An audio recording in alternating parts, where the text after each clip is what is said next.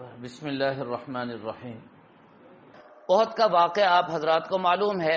وہاں احد کے دامن میں جبل الرماد ہے، چھوٹی سی پہاڑی ہے، آج بھی موجود ہے۔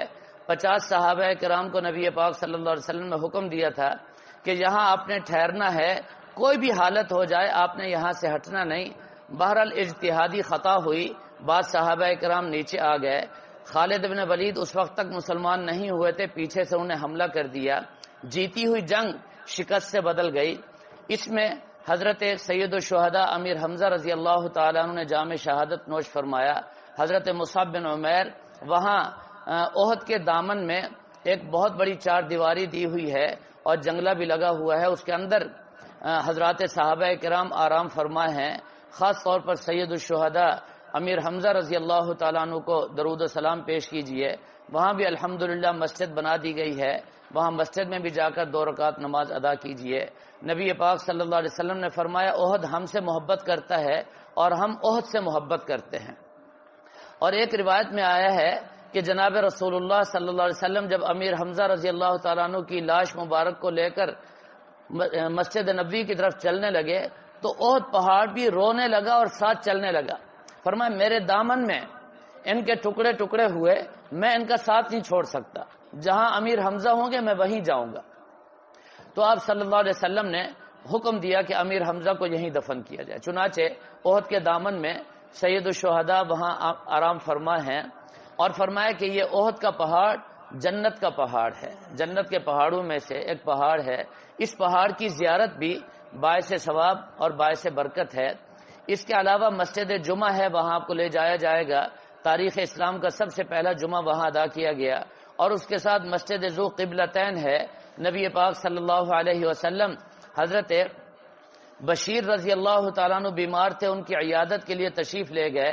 صحیح روایت کے مطابق عصر کی نماز کا وقت ہو گیا تو آپ نے وہاں مسجد میں 4 رکعت نماز کی نیت سے نماز شروع فرمائی۔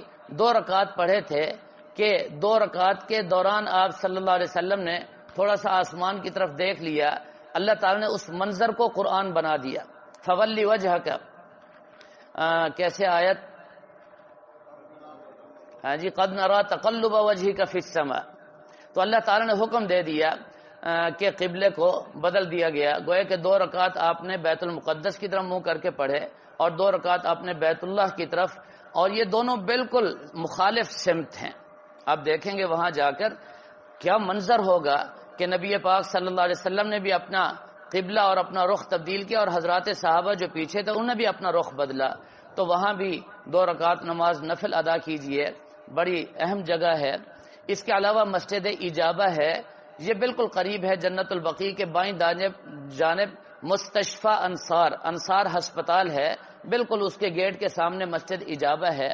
یہ بڑی مقدس جگہ ہے۔ نبی پاک صلی اللہ علیہ وسلم نے وہاں جا کر دعائیں مانگی اور اللہ تعالیٰ نے قبول فرمائی، اس لیے اس مسجد کا نام اجابہ ہے۔ یہ قبولیت کی خاص جگہ ہے، وہاں بھی جا کر آپ نوافل ادا کریں اور اللہ تعالیٰ سے دعائیں مانگیں۔ بہت ساری دعائیں آپ صلی اللہ علیہ وسلم نے مانگی، ان میں ایک دعا یہ بھی تھی، اے اللہ میری امت کو اجتماعی طور پر ہلاک نہ کرنا، ان کے چہروں کو مسخ نہ کرنا، ان کو زمین کے اندر اجتماعی طور پر عذاب کی وجہ سے دھنسا نہ دینا۔ اللہ تعالیٰ نے آپ کی یہ دعا قبول فرمائی، اور بھی بہت ساری دعائیں اللہ تعالیٰ نے قبول فرمائی، اس لیے اس کو مسجد اجابہ کہتے ہیں۔ اسی طرح مسجد غمامہ، وہاں بھی آپ کو یہ حضرات نہیں لے جائیں گے، آپ پیدل جائیں گے، قریب ہے مسجد غمامہ، جہاں آپ صلی اللہ علیہ وسلم نے بارش کی دعا مانگی تو بارش آئی، پورا ہفتہ سخت بارش، پھر آپ کو دعا کرنا پڑی کہ اے اللہ اب بس فرما، بارش کو بند فرما۔ تو مسجد غمامہ وہاں بھی بڑی عجیب مقدس جگہ ہے، وہاں بھی آپ جائیں، زیارت فرمائیں۔ اور پھر مسجد نبوی کے قریب قریب مسجد علی ہے، اس کی زیارت فرمائیں۔ مسجد امام بخاری ہے، یہاں پیدل جا سکتے ہیں، وہاں جا کر آپ نوافل ادا کریں۔ اس کے علاوہ باب السلام کے بالکل سیدھ میں، جیسے میں بیٹھا ہوں نا جی، مغرب کی جانب آپ پیچھے جائیں گے، باہر کا جو گیٹ ہے، گیٹ سے آپ باہر نکلیں گے، باہر نکل کر آپ دیکھیں گے دائیں جانب ایک کھلا روڈ جا رہا ہے۔ عصر کی نماز پڑھ کر میرا مشورہ ہے آپ حضرات وہاں سیدھا چلے جائیں، کافی دور جا کر وہاں آپ دیکھیں گے بائیں جانب بہت بڑے بڑے کے بورڈ آویزاں ہیں، ان کے اوپر عربی زبان میں لکھا ہوا ہے ثقیفہ بنی ساعدہ، وہ ایک خاص مقام ہے، اس کے آگے آپ دیکھیں گے گریل لگی ہوئی ہے اور اندر باغیچہ بنا ہوا ہے۔ یہ وہ مقام ہے کہ جہاں تمام صحابہ کرام نے جمع ہو کر سیدنا صدیق اکبر رضی اللہ تعالیٰ عنہ کے ہاتھ پر بیعت خلافت کی تھی، تو یہ بھی بڑا مقدس مقام ہے، وہاں بھی آپ حضرات زیارت کے لیے جائیں۔ اس کے علاوہ مزرع عثمان، آپ حضرات خصوصی گاڑی پر اپنی کار کرایہ پر کر کے جا سکتے ہیں، زیارات والے آپ کو نہیں لے جائیں گے وہاں۔ مزرع عثمان، وہاں آپ حضرات تشریف لے جائیں۔ بیر روما وہاں ہے، آج بھی وہاں کھیتی باڑی ہو رہی ہے، زمینیں کاشت ہو رہی ہیں، یہ سارا رقبہ حضرت عثمان غنی رضی اللہ تعالیٰ عنہ کا تھا اور اب بھی ان کی اولاد کے پاس ہے۔ اسی مزرع عثمان کے بالکل سامنے روڈ کے بائیں جانب مزرع عثمان ہے، اور دائیں جانب مسجد نبوی سے جب آپ جائیں گے دائیں جانب وہ مبارک کنواں ہے جس کنویں کے پانی سے نبی پاک صلی اللہ علیہ وسلم نے اپنے غسل دینے کی وصیت فرمائی تھی۔ وہاں پولیس کا پہرا ہے، آج کل قریب تو نہیں جانے دیتے، ہمارے پاکستانیوں کے حالات بڑے سخت ہیں، پتہ نہیں کیا کیا حرکتیں شروع کر دیتے ہیں، تو ان حضرات نے وہاں پہرا لگا دیا، لیکن آپ وہاں روڈ سے کھڑے ہو کر اس کی زیارت بھی کر سکتے ہیں۔ مسجد نبوی میں سب سے اہم مقام ریاض الجنہ ہے۔ ریاض الجنہ آج کل ذرا حاضری مشکل ہے، آپ حضرات کو تھوڑا سا تکلیف اور مشقت اٹھانا پڑے گی۔ بہرحال ریاض الجنہ میں جب آپ پہنچ جائیں، بس ایک دعا عرض کرتا ہوں، تفصیل میں نہیں جاتا زیادہ، اور یہ دعا کسی عام آدمی کی نہیں، اس امت کے سب سے عظیم فرد، امت کے پیغمبروں میں سے نہیں، امت کے سب سے عظیم فرد، بڑی عجیب دعا ہے۔ فرمایا جب ریاض الجنہ میں حاضری ہو جائے نا تو اللہ تعالیٰ سے ایک دعا کرنا، اور بڑے دل کی گہرائی سے اور ذرا محبت سے ڈوب کر، محبت میں ڈوب کر اللہ تعالیٰ سے ایک التجا کرنا ضرور۔ اللہ تعالیٰ سے کہنا، اے اللہ، ہم نے تیرے محبوب صلی اللہ علیہ وسلم کے فرمان کے مطابق جو سنا ہے وہ یہ ہے کہ جب تو کسی کو جہنم میں داخل کرتا ہے نا صفائی کے لیے، پاکیزگی کے لیے، پھر اس کو جہنم سے نکال کر جنت میں داخلہ عطا کرتا ہے، ہم نے تیرے محبوب صلی اللہ علیہ وسلم سے سنا ہے جس کو تو ایک مرتبہ جنت میں داخلہ عطا فرما دیتا ہے پھر اس کو تو کبھی جہنم میں نہیں ڈالتا۔ اے اللہ، تیرے محبوب صلی اللہ علیہ وسلم نے فرمایا ہے یہ جنت کا ٹکڑا ہے، اور پھر اس جنت کے ٹکڑے کی خصوصیت توجہ چاہیے، آج تک تاریخ اسلام میں 1400 سال ہو گئے کسی نے بھی نہیں سنا ہوگا ریاض الجنہ میں کسی کو موت آئی ہو اور ریاض الجنہ میں کسی کو نیند آئی ہو۔ جنت میں نہ موت ہے نہ نیند ہے۔ تاریخ اٹھائیں، آپ پوری ذمہ داری سے عرض کر رہا ہوں، آپ بھی جائیں دیکھیں تو اللہ تعالیٰ سے ذرا کہیں بڑی لجاجت کے ساتھ، بڑی محبت کے ساتھ، اے اللہ، اے اللہ، جس کو تو ایک مرتبہ جنت کا داخلہ عطا کر دیتا ہے پھر تو جہنم میں نہیں ڈالتا، اب تو نے اپنے محض فضل سے، اپنے کرم سے مجھ جیسے گناہگار کو جنت میں داخلہ عطا کر دیا نا۔ یہ کیسی دعا ہے، یعنی ہمارے بزرگوں کی سوچ تو دیکھیں نا جی، ان کی فکر تو دیکھیں، اور اللہ تعالیٰ سے باتیں کرنا سیکھیں۔ ریاض الجنہ بڑا اہم مقام ہے، اس میں بہت سارے ستون ہیں، اسطوانہ عائشہ اوپر لکھا ہوا ہے، فرمایا کہ اس کے سامنے کھڑے ہو کر نماز کی کیا فضیلت اور کیا اجر و ثواب ہے، اگر میں بتا دوں تو میری امت کے لوگ تلواریں لے کر کے آ جائیں، میں پہلے پڑھ لوں، میں پہلے لڑائی ہو جائے۔ فرمایا وہاں 2 رکعت ادا کیجئے۔ اسی طرح اسطوانہ ابو لبابہ اوپر لکھا ہوا ہے، وہاں 2 رکعت صلاۃ التوبہ ادا کیجئے۔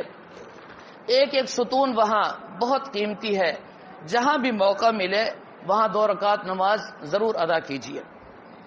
اب ذرا توجہ کیجئے، جب آپ باب السلام سے آئے تھے بائیں جانب ریاض الجنہ ہے، ریاض الجنہ ختم ہوتے ہی نبی پاک صلی اللہ علیہ وسلم کا حجرہ مبارکہ ہے جہاں آپ آرام فرما ہیں۔ ریاض الجنہ کے ساتھ ہی محراب النبی صلی اللہ علیہ وسلم آج بھی موجود ہے، وہ بھی بڑی مقدس جگہ ہے، ساری جگہیں یہاں بڑی بابرکت ہیں۔ یہ جو حجرہ مبارکہ ہے، اس سے اگلا حصہ، اس میں داخل ہونے کے لیے آپ کو پلی جانب سے باب جبریل سے اندر آنا پڑے گا۔ باب جبریل سے جب آپ اندر داخل ہوں گے، باب جبریل آپ کو رات کے وقت کھلا ہوا ملے گا۔ رات کے وقت 2-3 بجے آپ وہاں سے داخل ہوں۔ دن کو آپ داخل ہونا چاہتے ہیں تو عصر کی نماز کے فوراً بعد یہ باب جبریل کھلتا ہے، باب جبریل سے آپ اندر آ جائیں۔ باب جبریل سے جب آپ اندر داخل ہوں گے تو آپ بائیں جانب آ جائیں، بالکل ایک گیلری نما جگہ ہے، وہاں آ جائیں۔ جب بالکل آخر میں آپ پہنچیں گے تو آپ اپنی دائیں جانب نظر اٹھا کر کے دیکھیں گے تو آپ نبی پاک صلی اللہ علیہ وسلم کے قدموں کے سامنے ہوں گے۔ فرمایا یہ بڑی مبارک جگہ ہے، بڑی مقدس جگہ ہے۔ اس پر ایک واقعہ عرض کر دیتا ہوں۔ ایک دفعہ حاضری ہوئی وہاں، تو ایک بزرگ حضرت مولانا عبدالرشید صاحب وہاں تشریف فرما تھے، میں ان کی زیارت کے لیے گیا تو میں نے ان سے عرض کیا، حضرت مجھے ایسا وقت بتائیے کہ میں نبی پاک صلی اللہ علیہ وسلم کو علیحدگی میں اور تنہائی میں جا کر سلام پیش کروں اور کچھ باتیں کروں۔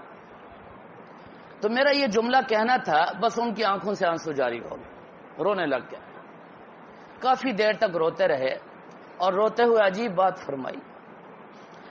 اچھا، مجھے کہتے ہیں خالد اتنا تم میں جرأت اور ہمت ہو گئی، مجھے 36 سال ہو گئے، میں جب بھی ارادہ کرتا ہوں تو کہتا ہوں عبدالرشید تیرے دامن میں ہے کیا؟ کس منہ سے جائے گا؟ کس منہ سے معاہدہ شریف کے سامنے جا کر تو سلام پیش کرے گا؟ ہے کیا تیرے پاس؟ جب بھی مجھے دل چاہتا ہے تو میں باب جبریل سے قدموں کی جانب جاتا ہوں اور پھر دعا کرتا ہوں، یا اللہ مجھے آپ صلی اللہ علیہ وسلم کے بس یہ قدمین نصیب ہو جائیں، پاؤں مبارک کی برکتیں مل جائیں، میرے لیے بڑی سعادت ہے۔ فرمایا وہاں سے میں ہدیہ درود و سلام پیش کرتا ہوں، تو وہاں اگر موقع مل جائے تو آپ کی طرف منہ کر کے جتنا ہو سکے درود و سلام پڑھے۔ یہ بڑی مبارک جگہ ہے، مقدس جگہ ہے۔ آپ اس سے تھوڑا سا پیچھے واپس آئیں گے تو حجرہ مبارکہ کے ساتھ حضرت علی اور حضرت فاطمہ الزہرا رضی اللہ تعالی عنہا کے گھر کا دروازہ، اور اس کو آپ دیکھیں گے کنڈی لگی ہوئی ہے، اور بعض دفعہ وہ دروازہ کھلا ہوا بھی ہوتا ہے، اندر بھی آپ دیکھ سکتے ہیں۔ یہ بھی بڑا عجیب منظر ہے۔ اسے تھوڑا سا آگے پھر واپس پیچھے کو آئیں گے، باب جبریل کے بالکل سامنے ایک راستہ جا رہا ہے۔ تھوڑا سا جب آپ آگے چلیں گے تو آپ کو حضرت علی اور حضرت فاطمہ رضی اللہ تعالی عنہما کے گھر کے دیوار کے آگے ایک چبوترا نظر آئے گا۔ اس چبوترے کا نام ہے چبوترا تہجد۔ یہاں رات کو 2-3 بجے آپ آ جائیں، آپ کو تہجد کے نوافل پڑھنے کا بڑی آسانی سے موقع ملے گا، چاہے جتنا رش ہو۔ رات کو 2-3 بجے یہاں آ کر تہجد کی نماز ادا کریں۔